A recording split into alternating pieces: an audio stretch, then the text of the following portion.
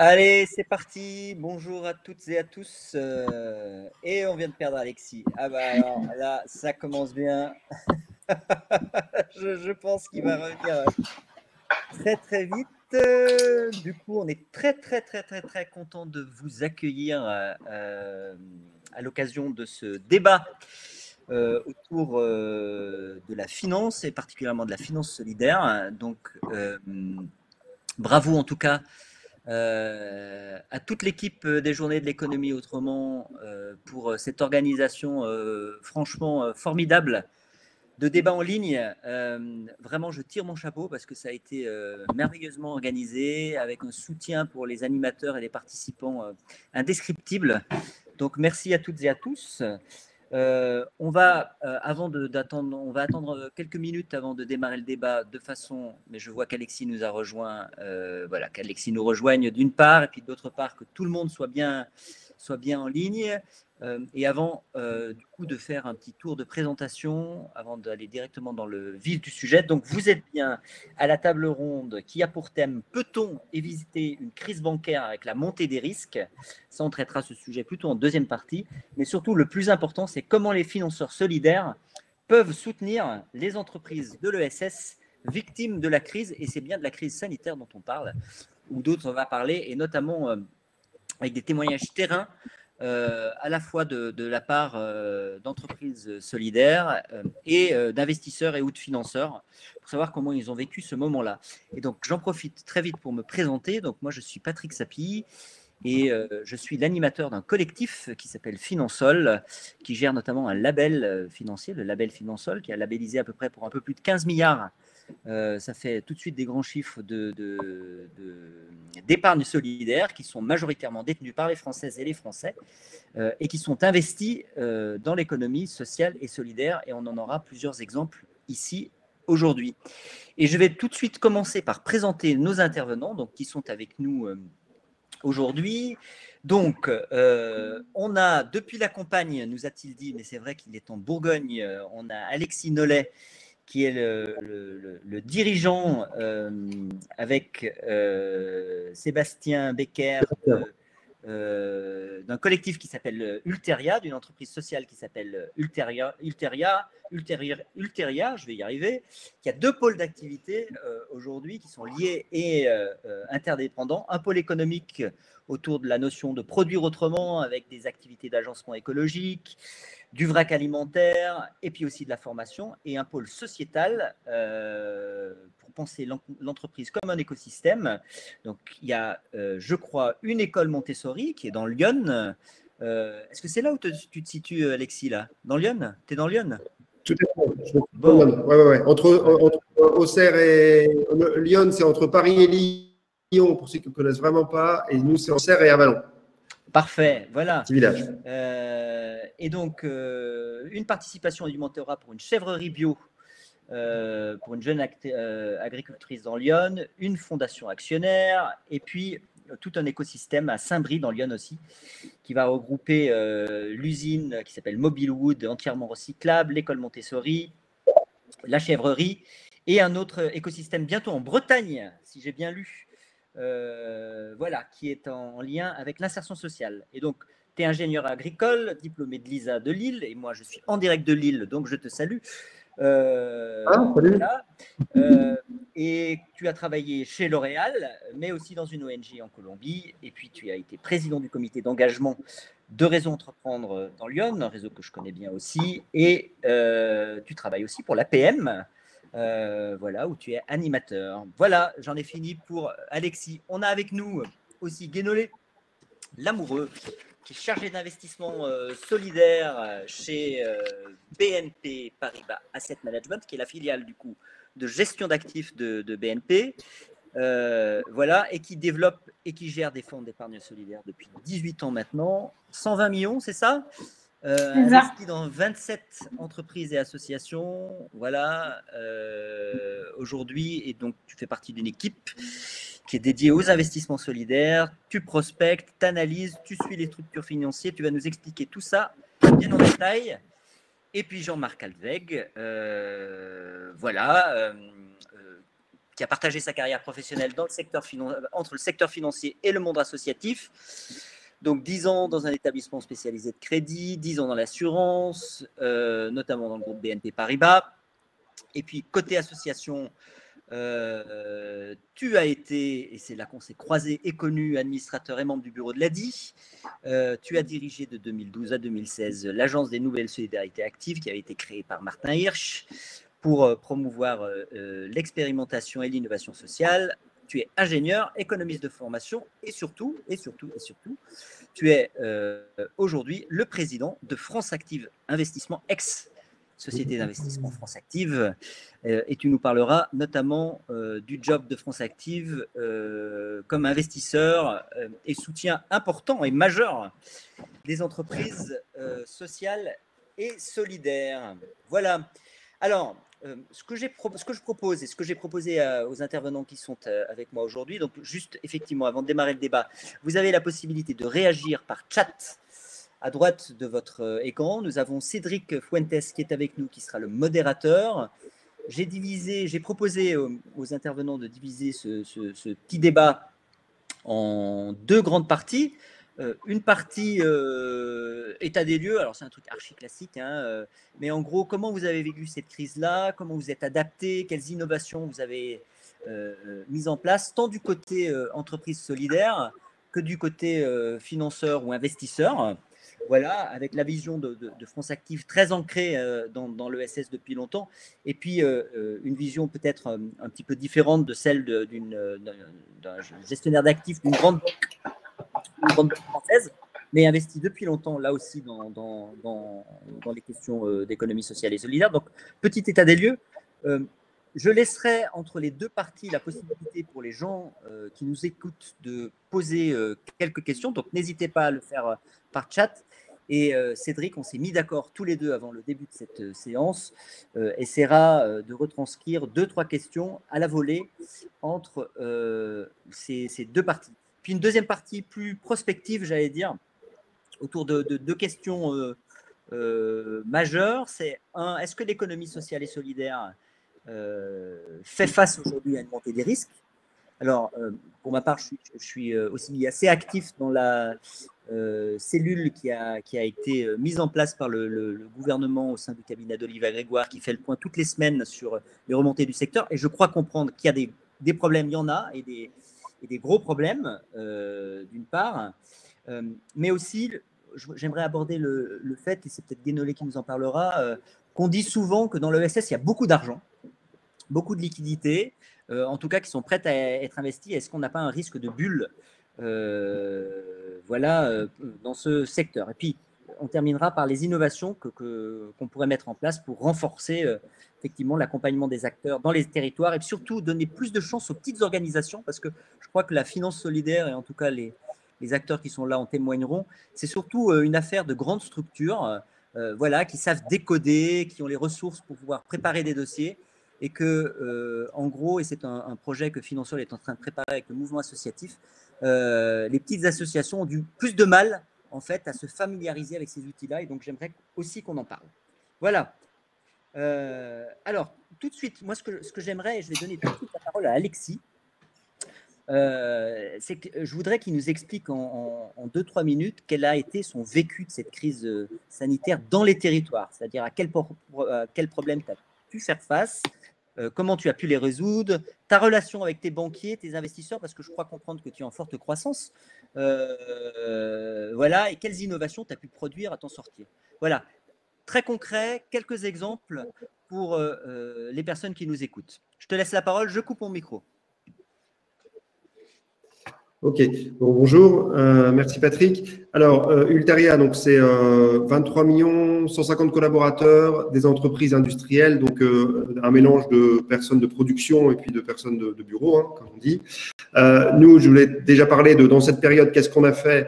On s'est déjà attaché à s'occuper de nos collaborateurs en se disant, on va d'abord les besoins fondamentaux qui sont, je veux être sûr d'avoir un emploi, donc on a rassuré tout le monde, on a donné tout de suite une prime aussi, on est passé tout le monde en chômage partiel.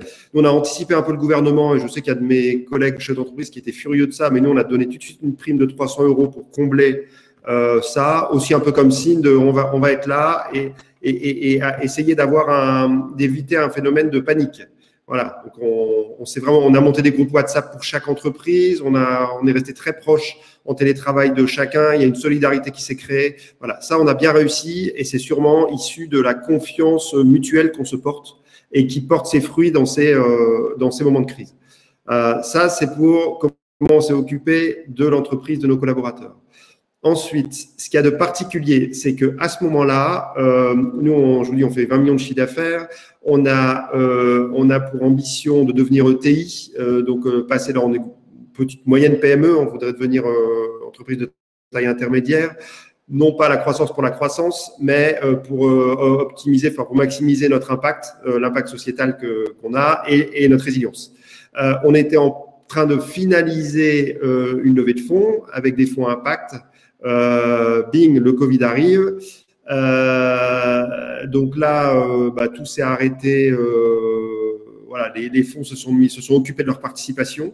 D'ailleurs, ça, j'ai découvert quelque chose de positif sur les fonds, c'est que je me suis rendu compte que quand ils s'investissaient dans un dossier, ils étaient vraiment aux côtés ils pouvaient être, en tout cas les fonds qu'on côtoyait, étaient aux côtés des entrepreneurs et plutôt à voir comment. Et en gros, comme il y a beaucoup de liquidités, ça c'est quand même bien, c'est qu'ils étaient plutôt en train de remettre des millions dans les structures plutôt que de partir en courant, de leur dire démerdez-vous. Voilà, ça j'ai plutôt observé ça d'un peu loin. En même temps, tout s'arrête pour nous, c'est-à-dire nous on nous dit on attend. Le comité d'investissement il a dit qu'on faisait plus rien. Sauf que nous on avait commencé à dépenser comme si on avait fait la levée. On s'est dit tant pis, on continue. En se disant ça va quand même le faire. Au bout de 3 mois, les fonds sont revenus. Le temps que tout se stabilise, sont revenus.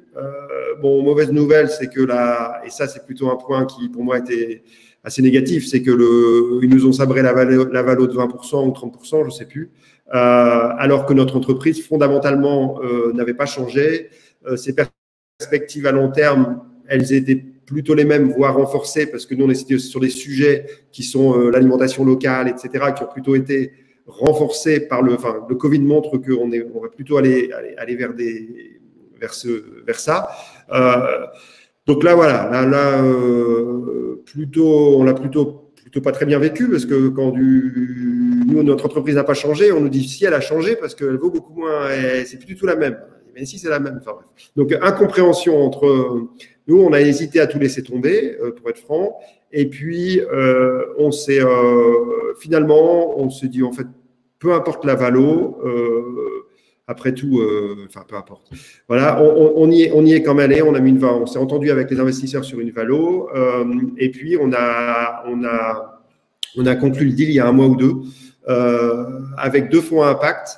La particularité, c'est qu'on a 2 fonds. Nous, on a monté un deal avec 2 fonds impact, avec l'ANEF en prêt participatif et avec 2 fondations actionnaires au capital. Et là, on est en train de mettre les collaborateurs également au capital. Donc, on se retrouve avec Ulteria, qui a une structure qui est finalement assez atypique quand même, avec les 2 fondateurs qui sont majoritaires, mais 2 fonds qui ont 10%, un prêt participatif de l'ANEF, 2 fonds de dotation actionnaires qui, eux, sont là pour faire respecter la mission et les valeurs d'Ulteria, et les collaborateurs qui sont en train de rentrer au capital avec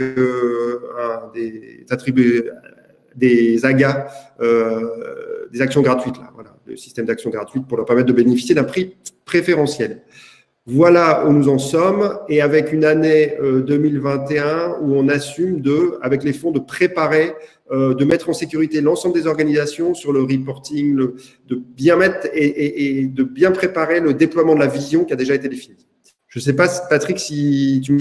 Si, moi j'ai juste une petite question avant de passer la parole à Jean-Marc. Du coup, est-ce que pendant ce moment-là… Tu m'as dit 2 minutes. Est-ce que ça va? Est-ce que… Non, t'es pas… tu m'entends toujours? Voilà, c'est bon. Bon, parfait. Voilà. Non, j'ai juste une question. Ouais, est-ce que dans tes activités, j'allais dire, de production, est-ce que cette crise sanitaire, globalement, a généré des problèmes, par exemple, de cash, de trésorerie, alors que tu étais au milieu d'une levée de fonds? Ouais, alors elle n'a pas généré de problème de trésorerie, je ne sais pas comment dire. Nous, on a fermé Bon, alors, on a perdu Alexis. Très bien. Je passe tout de suite à Jean-Marc. Du coup, Jean-Marc, toi, tu étais de l'autre côté de la barrière, hein, du coup, avec France Active Investissement. J'ai passé la parole à Jean-Marc. Alexis, si tu veux bien, on reviendra sur ce sujet-là après. Est-ce que tu peux nous donner la manière dont tu as vécu et dont voilà, les collègues de France Active, le comité d'investissement de France Active Investissement a vécu cette crise à un moment, effectivement, où ça secouait pas mal, hein, on en reparlera avec Guénolé, hein, notamment sur les marchés. On a été côté Finansol très associé avec l'ensemble des financeurs solidaires. Je sais qu'il y en a quelques-uns dans la salle, là j'ai vu la liste, avec le Haut Commissariat à l'innovation sociale pour faire le point justement quand les marchés secouaient bien sur le fait que les financeurs solidaires ne désinvestissent pas des entreprises dans lesquelles ils étaient présents. Comment chez France Active Investissement vous avez vécu ça? Et globalement, quelle stratégie vous avez mise en place, stratégie de crise en l'occurrence, pour soutenir tout un secteur qui était à la fois au front et qui gérait des problèmes économiques quand même assez fondamentaux? Ton micro, Jean-Marc, on ne t'entend pas. C'est un grand classique. Oui, je disais avant de répondre à ta question, Patrick, j'envoie une petite pensée dans l'au-delà à Philippe Frémaux, mon ami Philippe, qui est décédé il y a quelques mois et qui est l'architecte de ces journées de l'économie autrement. Et il y a travaillé jusqu'au dernier moment. Et je remercie d'ailleurs toute l'équipe qui a repris le flambeau de très, très belle manière.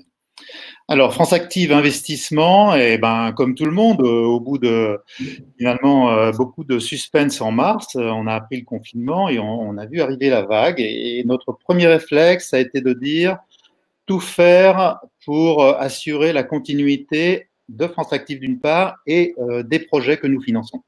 Donc, on s'est dit, il n'y a pas de. On ne s'est pas posé de question de coût, de risque à ce moment-là. On s'est dit, voilà, le plus important, c'est ça. Alors, les moyens pour le faire, ça a été d'abord de proposer le report d'échéance, donc des prêts que nous avions en cours. On a à peu près un peu plus de 2000 projets financés sous forme de prêts. Donc, on a proposé le report d'échéance et puis on a surtout, et c'était peut-être le plus important, déclenché une campagne de prise de contact avec donc ces 2000 entreprises, associations, coopératives. Et pour faire un diagnostic avec eux et surtout qu'ils sentent qu'on était à leur côté, qu'ils n'étaient pas seuls face à cette immense crise. Et ça a été extrêmement positif. Vous savez qu'on repose sur 40 associations territoriales, donc on avait les moyens, avec toutes ces équipes qui sont sur le terrain et très proches des projets, finalement d'appeler à peu près tout le monde. Hein. On n'a pas eu tout le monde, mais à peu près 80% a été couvert. Et les projets, les entreprises ont beaucoup apprécié qu'on soit à leur côté. L'idée, c'était d'abord de faire un diagnostic et ensuite de les aider à actionner tous les leviers qui avaient été mis en place par le gouvernement, par certaines structures de l'ESS, par certaines banques, etc. Donc, on les a accompagnés dans c'est quoi vos difficultés? Est-ce que c'est des problèmes de trésorerie? Est-ce que c'est des problèmes qui sont à plus moyen terme? Est-ce qu'on a des réponses déjà dans ce qui est proposé, etc. Voilà. Donc, on a diagnostiqué et construit la meilleure réponse possible avec eux en, entre guillemets, donnant sinon de notre personne, du moins de nos fonds, hein, report d'échéance. On a aussi fait quelque chose d'assez original. Au bout de 2 mois, on a mis en place ce qu'on a appelé un pacte relance. C'est-à-dire qu'on a levé des fonds, en fait. On a levé des fonds pour qu'au-delà de la résolution des problèmes de trésorerie, on puisse proposer un prêt qui allait de 12 à 18 mois, qui était sans intérêt. Et c'est une opération qu'on a montée avec des partenaires très impliqués dans l'ESS. La Caisse des dépôts, la Maïf, Mirova, je ne sais pas si vous êtes dans l'affaire BNP Paribas, je ne crois pas. Mais voilà, tous nos, je dirais, nos plus proches parties prenantes ont mis, je crois que c'est à peu près 30 millions pour faire, pour les entreprises les plus engagées finalement dans l'économie sociale et solidaire, ce prêt qui était l'idée de faire finalement un relais après les dispositifs menés par l'État. Voilà. Alors, sur le plan du risque, ce qu'on a fait, c'est qu'on a aussi coté finalement sur le plan du risque les 2000 entreprises avec qui on a pris contact, on les a cotées, je dirais A, B, C, D, et on s'est aperçu que finalement, il y en avait qu'entre 15 et 20% qui étaient en difficulté, soit très forte, soit en difficulté, mais pas vitale finalement. Donc, il y en a assez peu qui étaient en difficulté vitale et je dirais une quinzaine de pourcents qui étaient en difficulté forte. Et celles-ci, donc, on a essayé de voir avec elles qu'est-ce qu'on pourrait faire de plus long, de plus durable pour les sortir d'affaires. Voilà. On a aussi mis un petit peu notre activité sous le boisseau pendant quelques mois, le temps de faire notre diagnostic du portefeuille. Pour reprendre, là, on a repris nos engagements. Il faut dire que tout ça a été fait aussi, c'est un élément très important, c'est que ça a été fait avec toute l'équipe qui s'est mise en télétravail. Donc, tout ce dispositif un peu exceptionnel a réussi à être monté finalement à distance avec les associations territoriales de France Active. Et encore une fois, la proximité a été un atout extraordinaire.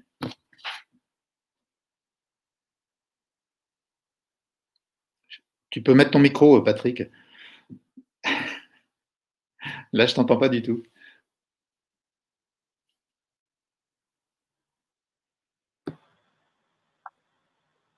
Tu es muté, Patrick. Ah, peut-être que tu peux te déconnecter, te reconnecter. Souvent, ça marche. Je ne suis pas tout seul, ça fait plaisir. Alors, bonjour à tous, je me permets de venir.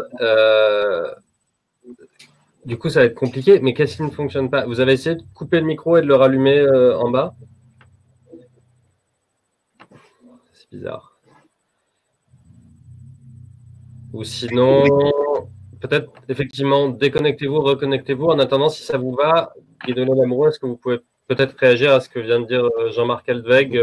Il faudra prendre le relais de Patrick.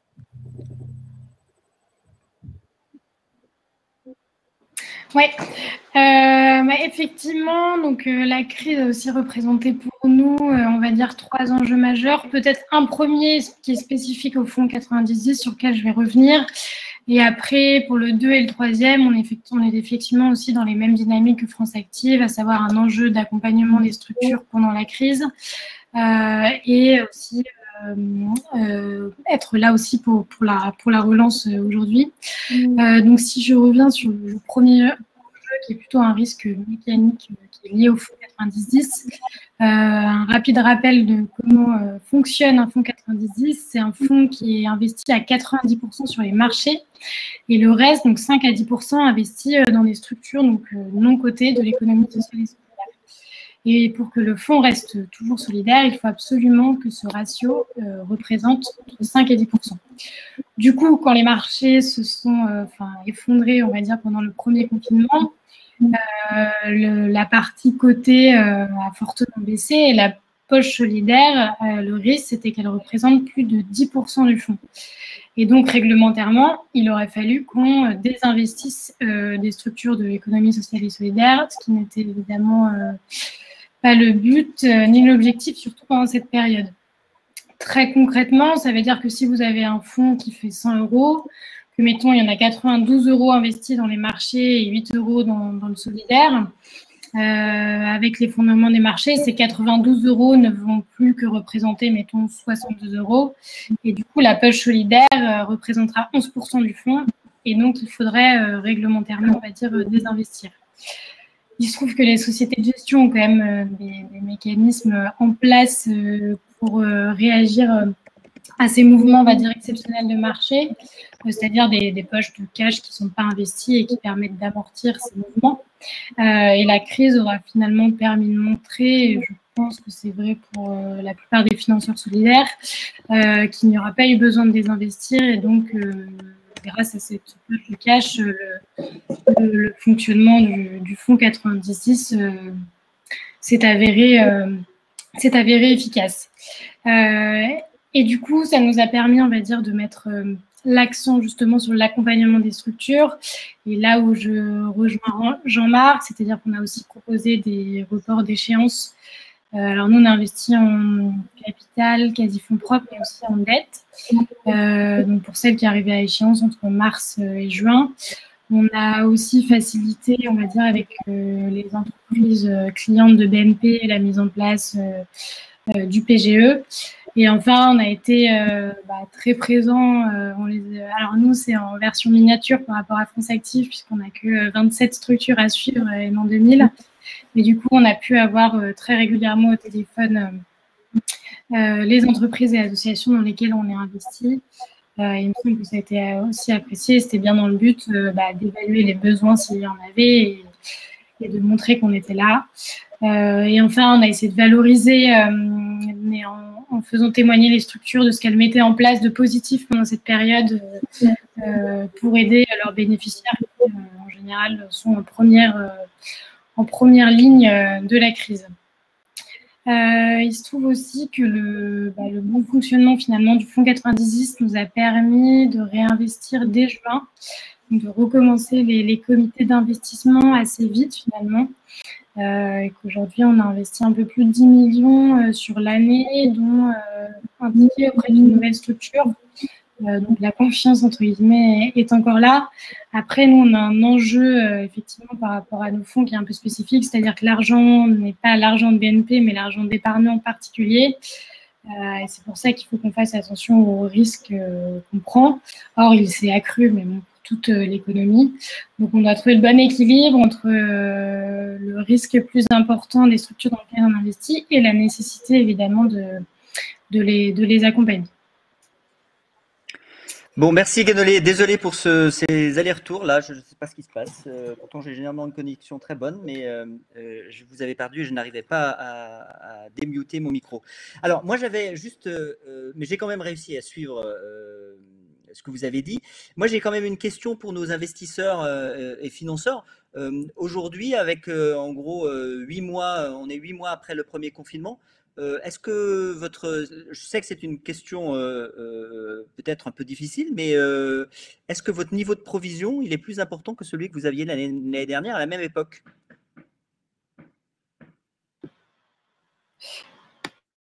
Ton micro, Jean-Marc. Jean-Marc, ton micro. Ok, c'est un grand classique, hein, décidément. Oui, donc on a fait deux choses. On a, dans un premier temps, on a fait quelque chose d'un peu original que nos commissaires aux comptes ont été un petit peu lents à accepter, mais ils l'ont fait finalement. C'est qu'on a passé des provisions sur l'exercice 2019. Bon, il y avait une recommandation des autorités réglementaires de la comptabilité pour finalement faire comme si de rien n'était et boucler les comptes, arrêter les comptes 2019 en pleine crise Covid sans tenir compte de ce qui se passait en 2020.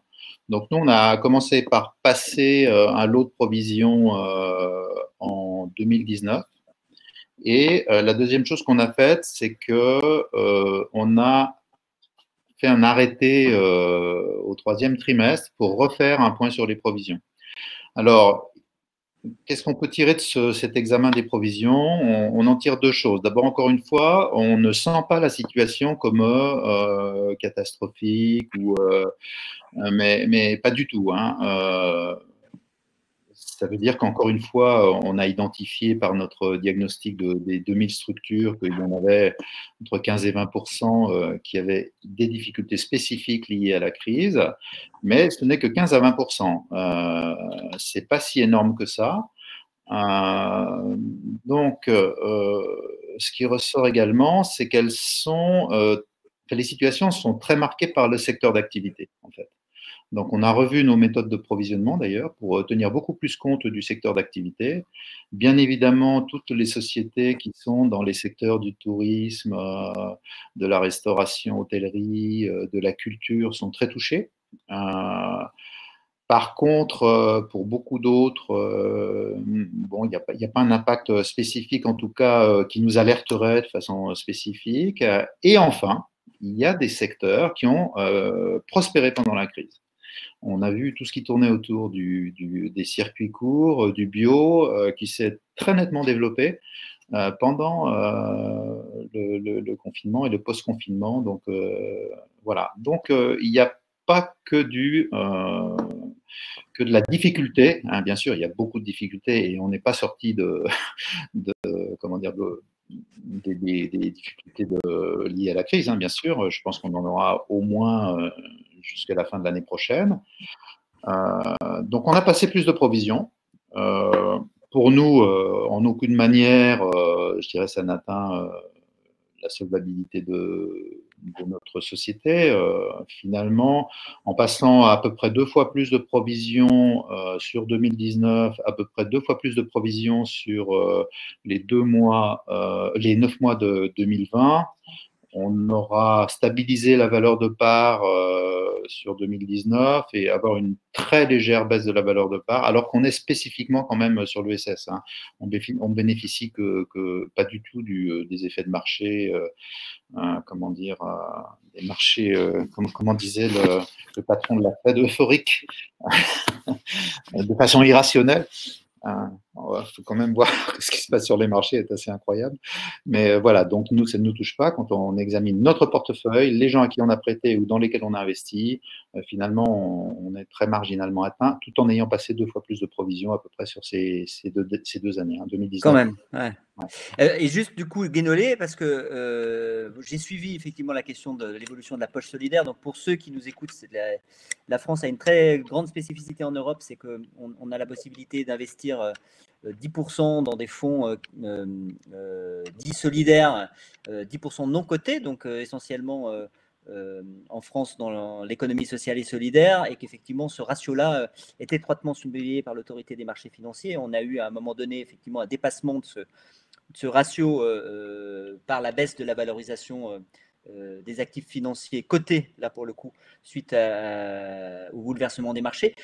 Donc moi j'ai bien noté effectivement, et là on l'avait noté, on avait fait un petit exercice statistique avec tous les amis de Finansol et membres de Finansol qui montrait bien qu'en fait tous les investisseurs et financeurs solidaires avaient reporté les échéances. Enfin, c'était vraiment monté très solidaire de l'ensemble du secteur. Mais aujourd'hui, on est quelques mois après, les niveaux de provision du coup dans le portefeuille, c'est quoi? C'est plus que l'année dernière? Non, alors en fait, on est passé en comité de valorisation il n'y a pas longtemps. Donc après, il faut garder en tête, encore une fois, qu'on n'a que 27 structures, entre guillemets, et qu'elles sont plutôt matures, dans le sens où on investit l'argent de particuliers, donc d'où la position, on va dire, de limitation du risque. Et en fait, sur ces 27 structures, il n'y en a eu que 2 qui étaient vraiment en grande difficulté, dont une qui est déjà, on va dire, repartie. Il y a la moitié du portefeuille qui était en soit stable, soit en croissance, en fait, comme Jean-Marc disait, de par les publics auxquels elle s'adresse, etc. On va dire l'autre moitié qui a été touchée quand même au moins partiellement, un arrêt partiel d'activité, mais qui a su, et notamment aussi grâce en partie aux aides sectorielles ou aux aides de l'État, on va dire, rebondir. Donc à date, on n'a pas encore. Donc on a mis en place une méthode de valorisation spécifique aussi où on a inclus des risques sectoriels, etc. Donc à date, on n'a pas dévalorisé. Enfin, on n'a rien provisionné. Après, il y a certaines structures qui sont en surveillance, mais pour l'instant, on a fait le choix de rien dévaloriser ou provisionner. Ok, très bien. Et le portefeuille a été plutôt résilient en fait. Et du coup, et l'autre question, c'est du coup, est-ce que vous avez continué à investir, ça c'est pour et Jean-Marc et Guénolé, au même rythme que les années précédentes, ou du coup vous avez dit oula, on attend un petit peu? Alors non, enfin donc là on est à 10 millions, peut-être un peu plus maintenant vu qu'il y a pas mal de comités qui se font en ce moment. C'est plutôt, il y a certaines levées de fonds qui étaient en cours mais qui ont été arrêtées par les structures elles-mêmes, pas de notre volonté. On dit bon, on préfère que ce soit un peu plus stable. Aussi, elles ont besoin faire une levée de fonds, ça prend un peu de temps. Donc là, il fallait être plutôt focus sur leurs équipes, la continuité opérationnelle, ce qui était peut-être plus important. Mais du coup, on a eu des décalages de levée de fonds, mais de la volonté des associations et entreprises.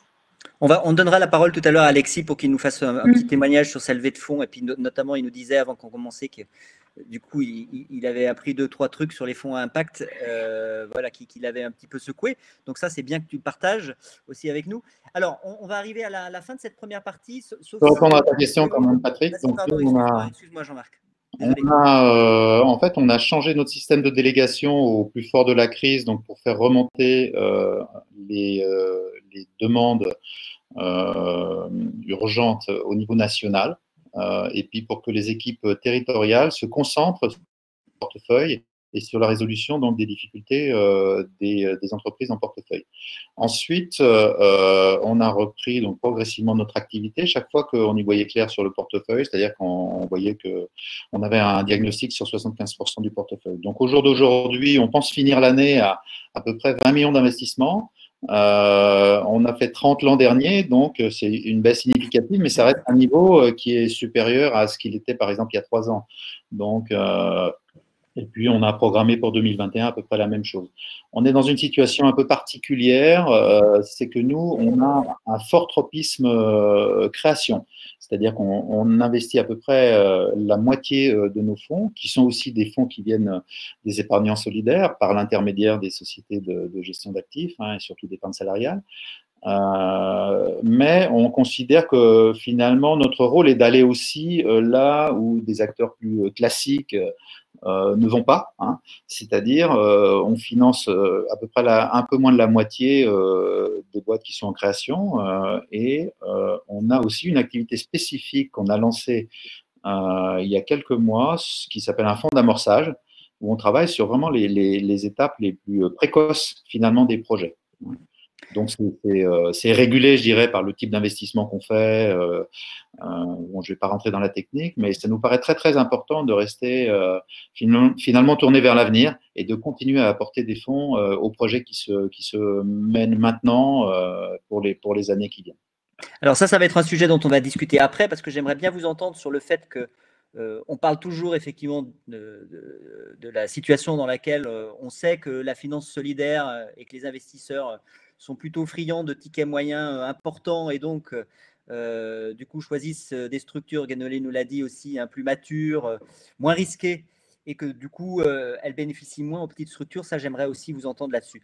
Peut-être qu'entre ces deux parties, on peut prendre, Cédric, je ne sais pas s'il y a des questions qui ont été posées ou pas, j'en vois pas dans l'onglet, mais peut-être que les participants ont envie de poser une petite question à un intervenant en particulier ou de manière générale, et puis j'essaierai de voir lequel ou laquelle est la plus à même de participer.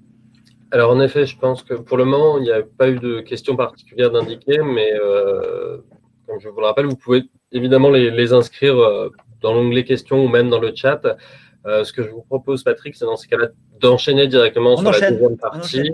Et si elles arrivent, je vous les transfère. Ok, alors effectivement, moi, dans cette deuxième partie, j'aurais voulu vous écouter sur une vision un peu plus prospective de ce que la crise nous a enseigné d'une part, mais aussi sur les propositions qu'on peut faire pour améliorer la manière dont les financeurs solidaires s'occupent du secteur de l'ESS en le dotant de moyens financiers plus appropriés. Donc ça, c'est un premier sujet. Deuxième sujet, c'est que je voudrais qu'on aborde la question de l'abondance de liquidités. On sait que les Français, par exemple, ont beaucoup épargné pendant cette crise-là. D'abord, pour ceux qui ont eu la chance d'avoir leurs revenus conservés, du coup, ils ont moins dépensé parce que moins de restos, moins de sorties. Et donc, on met sur les livrets ou sur des supports d'épargne. Et donc, on se retrouve avec beaucoup de liquidités. Il y a eu beaucoup de propositions de loi pour savoir ce qu'on allait faire de cet argent. Et donc, du coup, est-ce que dans l'économie sociale et solidaire, il y a un risque de bulle avec un excès de liquidité? Bref, moi, je voudrais entendre nos participants autour de ces questions. Mais d'abord, Alexis, du coup, cette crise, tu étais au milieu d'une levée de fonds. Globalement, quels sont les enseignements que tu as tirés et quels sont les trucs un peu, j'allais dire, un peu particuliers, surprenants que tu as découvert pendant cette levée de fonds? Un peu ton témoignage concret, là aussi, pour celles et ceux qui voudraient entendre un témoignage d'entrepreneur à ce sujet. Oui, alors nous, on a commencé en 2006 et de 2006 à 2020, on a tout fait en autofinancement. Donc, on ne connaissait pas on entendait des copains qui levaient des fonds, le concours de levée de fonds, etc. À un moment, on s'est dit, bon, pour la résilience de notre boîte, on va augmenter les capitaux propres, ce serait important. Donc, on s'est lancé. Un peu de manière évidente, on s'est dit, on va aller voir des gens qui ont la même vision de l'argent que nous, c'est-à-dire que c'est pas une fin, mais c'est un moyen. Et pour nous, c'est un moyen d'avoir un impact sur la société positive et de développer les valeurs et pas uniquement la valeur euro. La surprise positive que j'ai eue, c'est qu'il y a quand même, on a identifié une vingtaine de fonds qu'on appelle à impact et qui ont vraiment un attachement à la mesure d'impact, mesure de la performance financière, mais aussi mesure d'impact. La grosse surprise que j'ai eue, à part France Active, et c'est pas parce qu'il est là, pas parce que Jean-Marc est là, mais on les a rencontrés trop tard, mais c'est que on s'est quand même rendu compte que dans les fonds, il y a la petite équipe qui gère l'argent et qui le fait fructifier, et qui gère l'impact et qui le fait fructifier. Mais ces gens-là, ils ont les gens qui leur donnent les millions, et qu'il y a une grosse différence entre les deux. Et autant on avait un message quand on venait nous voir, et un peu de séduction, où on se retrouvait sur les mêmes valeurs. Et puis, en fait, on s'apercevait que la seule chose qui comptait finalement, c'était est-ce qu'avec vous, on va pouvoir servir 20% de TRI à nos actionnaires. Et en fait, moi, ce que j'ai réalisé, c'est qu'il y avait quand même, c'est super qu'il y ait plein de choses le secteur évolue, mais c'est assez lent finalement, beaucoup plus lent que je pensais. Et il y a quand même ces gens qui sont dans les fonds doivent batailler avec leur, je sais plus comment on appelle ça, mais leurs financeurs pour défendre les dossiers, et que dans les financeurs, c'est des banquiers Excel. Et ça a été quand même une grosse surprise, et une grosse surprise de voir le rendement attendu. Les rendements attendus, ils veulent 20% avec chaque participation, et il y en a qui font 0, donc à la fin, il faut verser du 8-9. Moi, je trouve ça complètement aberrant, et ça a été vraiment une grosse surprise, et j'ai pas encore, je dis, à part France Active. Alors, il y a un fonds qui vient de sortir, là, Marie Eklund, là, elle a monté un fonds qui s'appelle 2050, je crois, où là je pense qu'elle est en train de franchir encore un truc, c'est-à-dire que son fonds, il appartient à une fondation.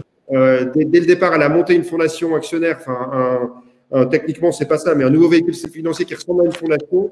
Du coup, il n'y aura pas à engraisser les riches qui vont devenir encore plus riches. Je suis désolé, je suis un peu trivial, mais moi, ça me reste là. Ça m'est un peu resté là, ça. Donc là, nous, on débute notre aventure avec les fonds, et écoutez, on va voir. Voilà un peu les surprises que j'ai eues, et je veux pas être polémique, et j'ai bien conscience que c'est un secteur qui doit bouger, qui bouge doucement comme tous les secteurs, et qu'il y a des gens qui sont vraiment, mais tant qu'on n'aura pas changé la compta, ou qu'on n'aura pas travaillé sur la compta pour voir quelle valeur elle produit pour la société, et pas uniquement le bas de bilan, tant qu'on n'aura pas mis l'IS sur autre chose que le résultat, même les TVA, tant qu'on n'aura pas fait le ménage là-dedans, comment est-ce qu'on va réussir à remettre l'argent pour ce qu'il est, c'est-à-dire un moyen pour servir le bien commun, et non pas un moyen de rendre les riches encore plus riches. Et ça m'a beaucoup surpris aussi, c'est que je me suis rendu compte qu'il y a beaucoup d'argent, ce que je n'imaginais pas. Il y a plein de liquidités, c'est de la folie.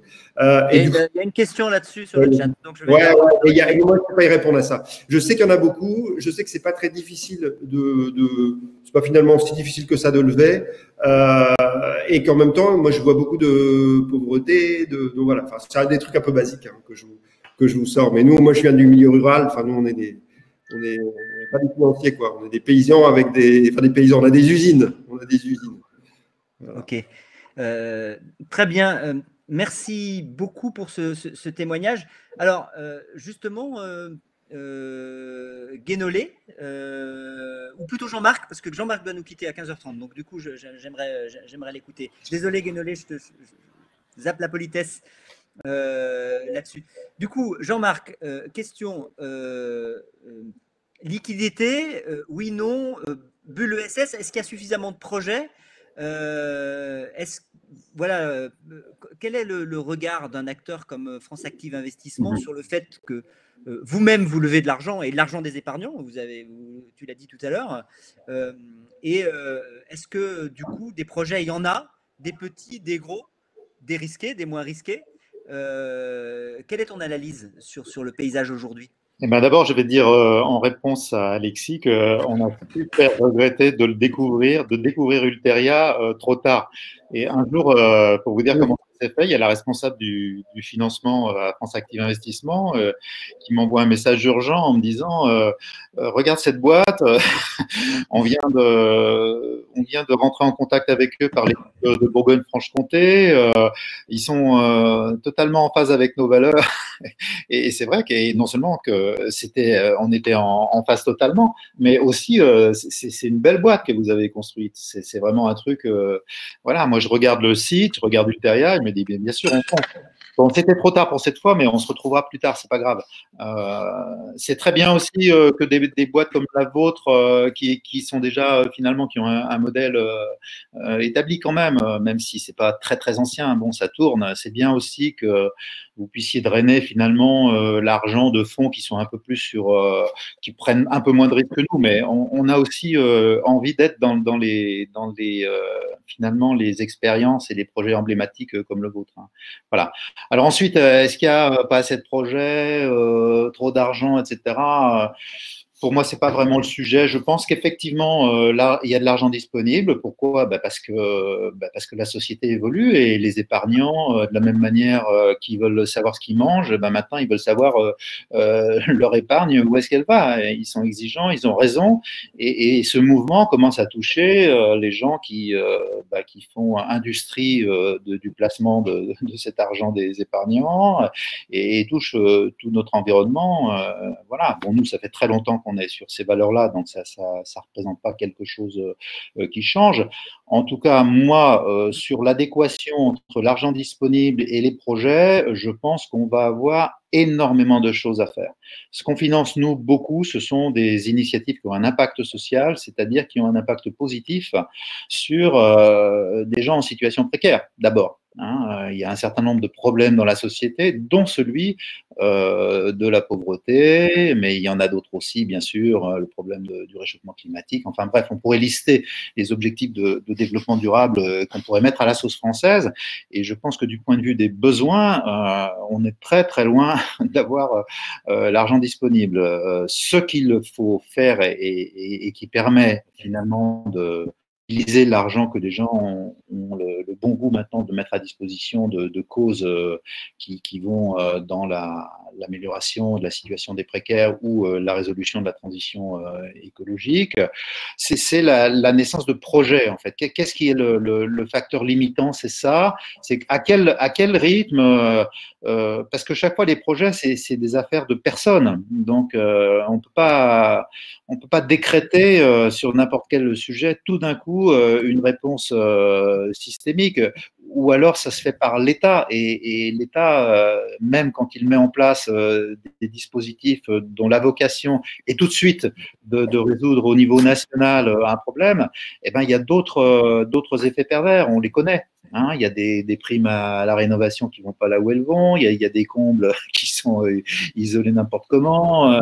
voilà. Donc l'approche d'une société comme France Active Investissement, c'est de financer des projets viables, mais c'est de mettre le paquet sur l'impact. On parlait du secteur qui se dit à impact. Il faut juste qu'il fasse aussi ce secteur-là, qui mette de côté ses exigences de rendement.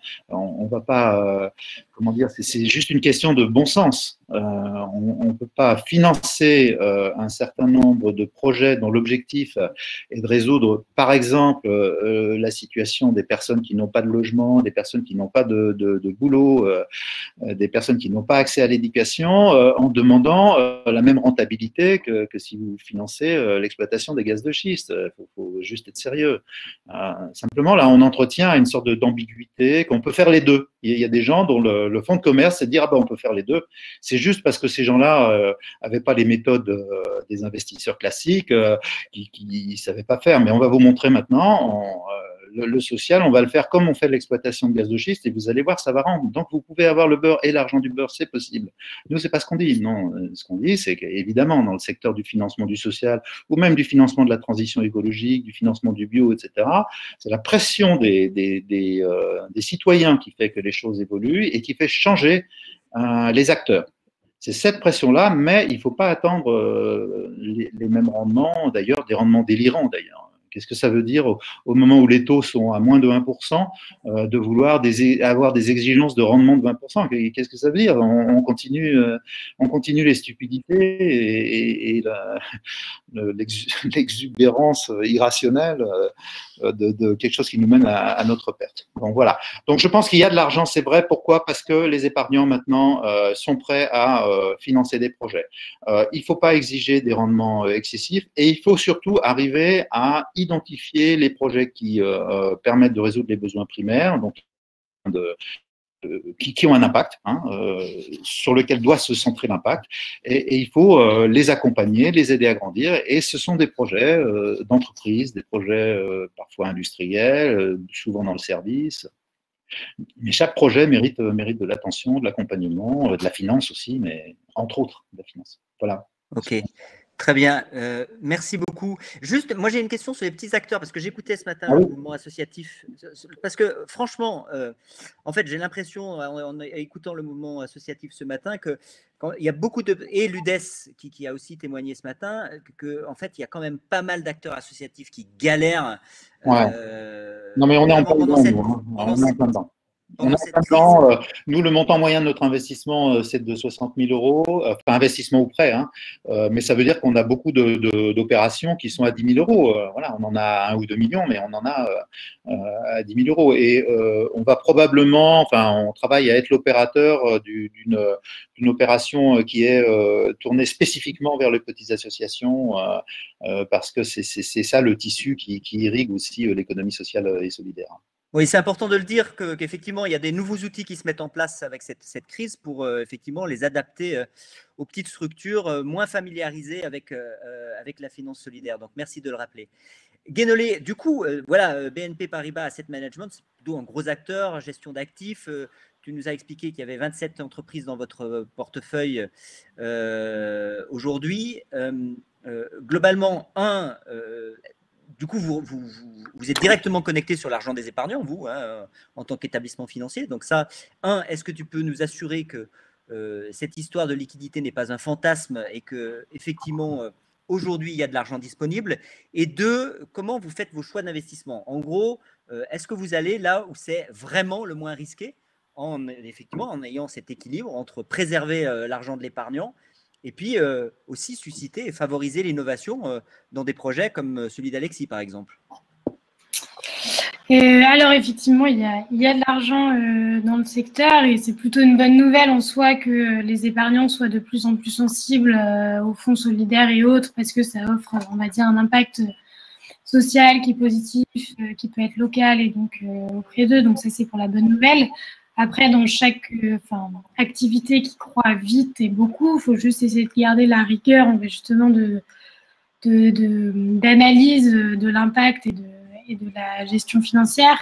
Donc, nous, comment on sélectionne? Donc, pour le coup, on a la chance, pour revenir peut-être sur les taux, enfin les rendements, etc., qui sont demandés, on a la chance par le fonds 90 que l'épargnant soit rémunéré grâce à la partie 90. Donc, nous, on est plutôt sur des rendements plutôt très bas, voire on est quelquefois investi en part sociale de coopérative, donc un rendement à 0, puisqu'on entre et on sort au nominal, mais c'est permis par le fonctionnement du fonds 90. Et effectivement, si vous avez de l'argent institutionnel à gérer, ils peuvent demander, on va dire, une rentabilité. Du coup, ça nous permet vraiment de sélectionner les entreprises par le prisme impact en premier. Après, nous, mais c'est spécifique à BNP, le prisme impact est très axé sur le social et sur toutes les entreprises qui s'adressent à des publics fragilisés, voire très fragilisés. Donc, on fait un peu d'environnement, mais pas beaucoup. Donc, ça réduit, on va dire, entre guillemets, le prisme comme ça. Et après, effectivement, on va plutôt sur des entreprises qui sont pas très risquées. Alors après, c'est assez relatif, mais disons que heureusement que France Active est là pour accompagner dès le début de l'échelle, parce que sinon, on ne pourrait pas voir les projets qu'on finance arriver à maturité. Donc, on ne met pas des tickets de 10 000 €, on met des tickets à minimum, on va dire, 300 000 €, et souvent en co-investissement avec d'autres entreprises de la place, mais qui ne pratiquent pas non plus les rendements dont Alexis parlait. Donc, le problème aussi peut-être, c'est que le mot impact est en vogue et que beaucoup l'utilisent. Et après, derrière, ils peuvent mettre des rendements élevés. Donc, il y a peut-être un enjeu là-dessus. Voilà, donc après, on a aussi des tickets de cette taille-là parce que tout simplement, on est une petite équipe et donc suivre une ligne. L'idée, c'est pas d'investir et après de plus parler, mais on suit tous les ans nos entreprises et lors des crises, on est là avec eux au téléphone toutes les 2 semaines. Et on est une équipe de 3 personnes temps plein, donc on peut pas multiplier aussi les petits tickets. Donc c'est une réponse assez opérationnelle qu'on apporte, mais c'est aussi c'est une des raisons pour laquelle est peut-être juste un autre constat aussi pour accompagner les plus petits, même si vous l'avez compris que ce n'était pas notre cœur de métier, c'est qu'on constate, et notamment lors des journées convention Finansol et où, on va dire, French Impact, enfin en tout cas j'ai l'impression qu'il y a beaucoup de projets, parce qu'il y a de plus en plus de personnes, et vu que c'est assez effectivement une affaire de personnes qui sont sensibilisées à ces enjeux et qui se disent moi j'ai vu qu'il y avait ce problème, donc j'y vais, je monte mon projet. J'ai l'impression qu'il y a aussi beaucoup de dispositifs qui existent au niveau régional, local et national pour aider. Il y a beaucoup d'incubateurs, d'accompagnateurs, etc. Mais que peut-être que l'écosystème ESS n'est pas encore assez lisible, on va dire, aux yeux des entrepreneurs et que ça nous est souvent remonté que, oui, on veut lancer notre projet, on a compris qu'il y avait des dispositifs, mais on n'arrive pas à savoir à qui s'adresser et à quel moment. C'est peut-être aussi aux acteurs de la finance solidaire, mais qui sont complémentaires avec leur contrainte, de mieux se connaître pour pouvoir rediriger les boîtes correctement. Donc, il y a peut-être aussi un de ces enjeux-là pour que les plus petits projets puissent, on va dire, suivre le chemin et à chaque fois trouver la bonne personne à qui parler. Parce que j'ai l'impression que les dispositifs sont là. Absolument, non, mais ça c'est une vraie question. Je réagis parce que effectivement chez Finansol, on a organisé effectivement cette année 2 conventions d'affaires où on a essayé de mettre en relation des porteurs de projets dans les territoires, petits et gros, avec les investisseurs et les financeurs qui sont tous pour la grande majorité membres de Finansol, et l'idée de se dire, nous on est un petit peu au milieu, est-ce qu'on peut pas faciliter tout ça. Il y a la question d'accompagnement quand même, enfin, je voudrais réagir là-dessus, c'est-à-dire qu'effectivement il y a énormément de dispositifs dans les territoires qui sont mis en place par les collectivités, l'État aussi, là, qui du coup démultiplie le nombre d'initiatives pendant la crise, des acteurs privés, des investisseurs ou des financeurs solidaires. Moi, enfin, il y a une question qui me taraude. Est-ce que Guénolé et Jean-Marc, avant qu'ils nous quittent, du coup, peut nous répondre? Est-ce que les entrepreneurs sont, dans ces périodes un petit peu secouées, préparés et du coup, quel accompagnement pour ces levées de fonds vous êtes en capacité de proposer? C'est pas évident quand même de faire. Alexis nous témoignera, je vais lui donner la parole après, mais c'est pas évident quand même d'organiser une levée de fonds quand on démarre un projet, qu'on est centré sur les questions opérationnelles, qu'il faut se battre, il faut pitcher avec les financeurs. Moi, je trouve que c'est quand même pas évident du tout. Du coup, en matière d'accompagnement, qu'est-ce que vous proposez? Bon, en fait, c'est justement l'objet de notre fonds d'amorçage. En fait, qu'est-ce qu'on apporte? Parce que c'est plus facile ces levées de fonds quand les gens sont un peu plus aguerris, d'ailleurs. Quand il s'agit de lever les fonds pour du développement et que encore une fois, le modèle est un peu établi, c'est pas exactement le même sujet, quoi. Je dirais que les banques peuvent accompagner, c'est des problèmes classiques. Ce qui est plus difficile, c'est la première levée de fonds sur un projet qui n'a pas encore trouvé son équilibre économique ou qui a une preuve de concept, mais pas beaucoup plus. Donc ça, c'est un peu dur. Donc nous, on a créé le fonds d'amorçage pour ça. C'est-à-dire que notre offre, c'est pas que du financement. C'est des financements sous une forme particulière, c'est-à-dire on fait un prêt participatif, mais qui peut être remboursé par la première levée de fonds avec des conditions particulières, des bons de souscription d'actions. Donc, on est vraiment au départ et on a une offre d'accompagnement pour les aider à faire la levée de fonds. Voilà. Donc, ce qu'on offre, c'est une finance, comment dire, adaptée à cette première étape et l'accompagnement pour préparer la première levée de fonds. Donc, c'est exactement l'objet de ce fonds d'amorçage. Hein. Je parle pour les phases très amont. Après, sur les autres phases, bon, bien sûr, ça prend du temps. mais bon, c'est un problème assez classique, je dirais, de financement d'entreprise, où on peut tomber sur des interlocuteurs, je dirais, plus ou moins accrocheurs, mais bon, voilà, c'est la vie, quoi, c'est la vie. Enfin, je pense que Alexis vous en dira, vous donnera des tranches de vie. Exactement, moi je me réjouis de l'entendre à ce sujet. Mais on fait ça souvent, par exemple, on organise nous le tour de table parce que voilà, l'ESS c'est quand même aussi quelque chose d'un peu spécifique. Nous on finance des boîtes qui ont un impact et la flamme de ces entrepreneurs-là, c'est d'avoir un impact. Voilà, c'est pas n'importe quel. Donc il faut que les financeurs intègrent ça.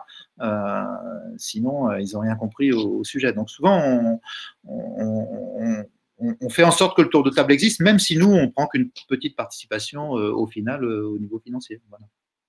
Super, merci Jean-Marc. On va te laisser y aller si jamais tu dois. Mais je voudrais juste dire un mot sur le fait que je disais tout à l'heure qu'on va avoir du boulot.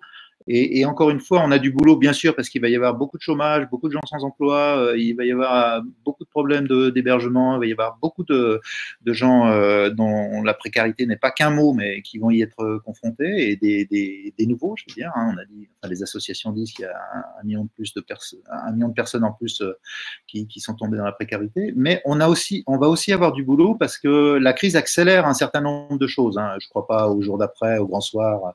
Mais je crois quand même, on a vu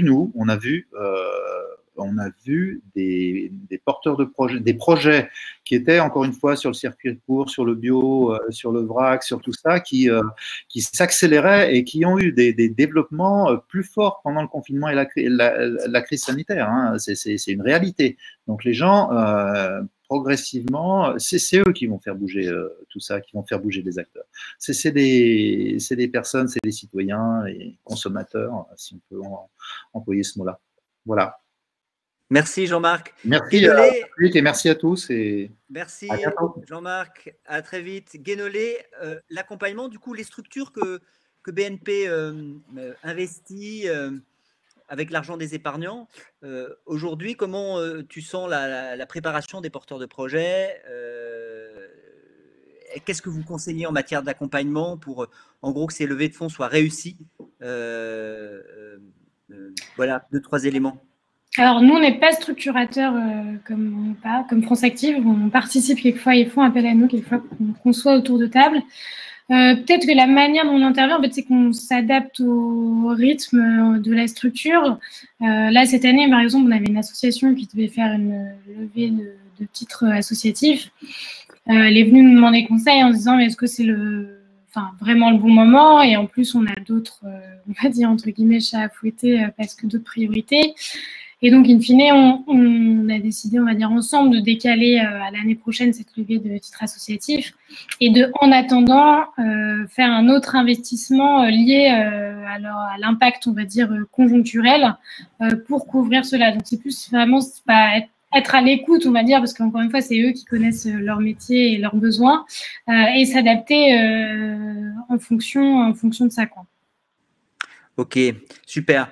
Du coup, il est 15h33, il nous reste une petite dizaine de minutes. Moi, ce que j'aimerais, c'est entendre Alexis sur un petit peu l'avenir d'Ulteria et puis la manière dont il va financer cet avenir-là. Et puis surtout, qu'il nous donne un peu 2-3 éléments d'enseignement, j'allais dire, que tu as retiré de cette levée de fonds et comment tu te préparerais un peu mieux pour cette deuxième levée de fonds, si un jour tu en fais une.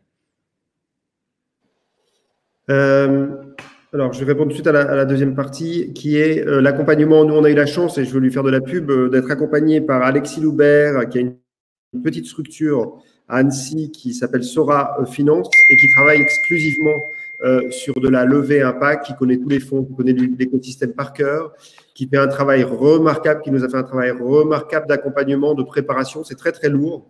Et encore, nous, on est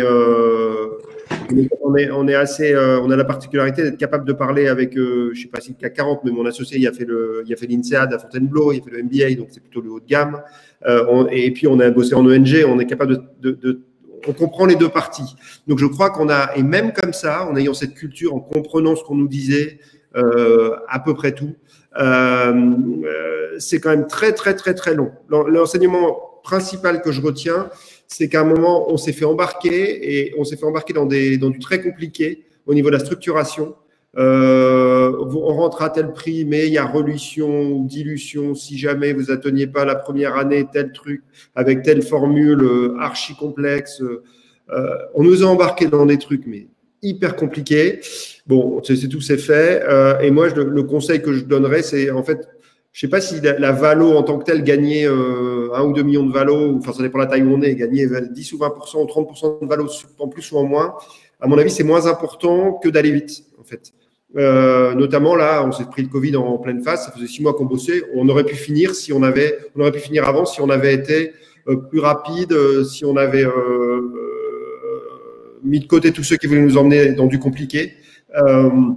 Voilà. Donc ça, moi, c'est vraiment l'enseignement principal. Si on recommence, si on doit relever, et je pense que c'est beaucoup plus facile la fois d'après, c'est d'aller vers du simple, parce que même si en tant que chef d'entreprise, ça fait partie du job du chef d'entreprise, on bosse notre résilience en fait. Quand on fait ça, on a quand même l'impression de ne pas bosser. Enfin, on n'a pas l'impression de bosser au bon endroit quelquefois. Mais je pense que c'est assez erroné, parce que je suis moyennement d'accord avec ça. Je pense que le chef d'entreprise qui bosse sur son haut de bilan, il bosse sur le futur et sur comment est-ce que je suis sûr que s'il y a une crise, j'ai assez de fonds propres pour la passer. Donc, je crois que c'est un vrai rôle du chef d'entreprise. Mais quelquefois, il aime bien être dans le cambouis. Ça, c'est le premier enseignement. Le deuxième, enfin, je le redis, mais nous, on était vraiment avec quelqu'un qui était notre accompagnateur, il était vraiment à impact. Donc ça, c'est hyper important parce que sur les valeurs, on était raccord et ça a été extrêmement important pour nous. Et ensuite, pour le futur d'Ulteria, tu me demandais, je ne sais pas trop quoi répondre à ça. Nous, on a notre plan prêt, on voudrait passer à 100 millions d'euros de chiffre d'affaires. Ça, c'est pour un peu le truc bête, mais tout ça en ayant un impact sociétal maximum. Et en allant vraiment en œuvrant pour le bien commun, que ce soit dans l'éducation, dans l'industrie verte, dans le commerce, dans le vrac, etc. Et en mesurant tout ça, donc on s'est engagé dans la démarche B Corp. Alors c'est une démarche qui est américaine, donc c'est un peu énervant parce que l'Europe n'a pas été capable de faire un référentiel, en tout cas. Voilà, donc nous on est engagé là-dedans et ça nous plaît bien parce que c'est assez exigeant. Et puis on est engagé de plus en plus avec le milieu de la recherche en fait. On est de plus en plus en lien avec on a des thésards, on en a notre deuxième là qu'on intègre. Donc là c'est comment est-ce qu'on modélise, de nouveaux systèmes d'organisation adaptés aux enjeux actuels. Alors moi non plus j'ai eu ma petite période Pablo Servine là sur oh là là, tout va s'écrouler, c'est la fin, il reste plus qu'à picoler. Bon, c'est fini. Je me dis qu'on va bien s'en sortir, mais quand même, ça va être assez tourmenté. Et ce qui arrive là va vraiment être différent et assez rapidement. Donc, comment est-ce nous on propose un nouveau modèle d'organisation où on a fait un peu notre rapport à l'argent, notre rapport à la richesse, on en a réglé une partie, et du coup, on se concentre vraiment sur le bien commun et ce qui fait du bien à nos territoires. Voilà. Ok, super. Merci pour ce témoignage. J'en profite pour faire ma pub parce qu'effectivement, les Français n'ont pas inventé B Corp, mais les Français ont inventé la finance solidaire. Je le dis toujours, c'est que en fait, souvent, on se dit on est vraiment nul, et puis la finance solidaire, c'est une innovation majeure dans les pays européens. Il y a beaucoup de pays européens qui nous envient la manière dont on a organisé les fonds 90-10. C'est une vraie innovation, je le redis. Et les Français sont le seul pays de l'Union européenne à avoir développé, ma pub encore, un vrai label financier pour les épargnants qui leur assure de la transparence et de la solidarité. Donc, je m'adresse aux 32 personnes qui sont encore en cours de visionnage de cette conférence. Vous êtes vous-même épargnant. Choisissez Finansol. Voilà. Alors, je sais, c'était ma petite autopromotion. Je ne sais pas s'il y a des questions alors, dans le chat. Je suis en train de voir. Station SS Nevers pour Jean-Marc. Ok. Je crois pas, Cédric. Qui est d'autres questions ? Non, à part cette question qui était très ciblée et très précise, effectivement, il n'y a pas eu de questions particulières. Non. Ok. Eh bien, écoutez, moi, ce que je vais vous proposer, sauf si Guénolé et Alexis veulent ajouter un petit mot, Je dois ajouter un mot. Moi, je ne vais pas faire ma pub, mais je veux dire, venez nous voir si jamais ça vous intéresse un petit peu ce qu'on a construit, et notamment un 10 hectares pour lequel on a une usine, une chèvrerie, une école, une maison éco-citoyenne. On organise des petits tours. On est allé beaucoup s'inspirer sur d'autres modèles en France et un tout petit peu à l'étranger. Et à chaque fois, c'est vraiment, voilà, on revient avec plein d'idées. Et nous, on a ce qu'on appelle l'Ulteria Tour. Donc, on vous invite une journée. Voilà, si ça vous intéresse, il y a mon mail qui doit traîner quelque part. Je vous mets dans la liste d'invitations. C'est tous les 2 mois ou tous les mois, je ne sais plus. Voilà, venez nous voir. On vous accueille avec plaisir. Super. Eh bien, écoutez, un grand merci à toutes et à tous. Et puis, on vous donne rendez-vous l'année prochaine. Ça, c'est sûr. Et bonne fin de conférence. Bye bye. Merci beaucoup, Patrick. Merci beaucoup, Patrick. Cédric, merci à tous. Je vous en prie, merci à tous. Au revoir. Au revoir. Au revoir. Merci.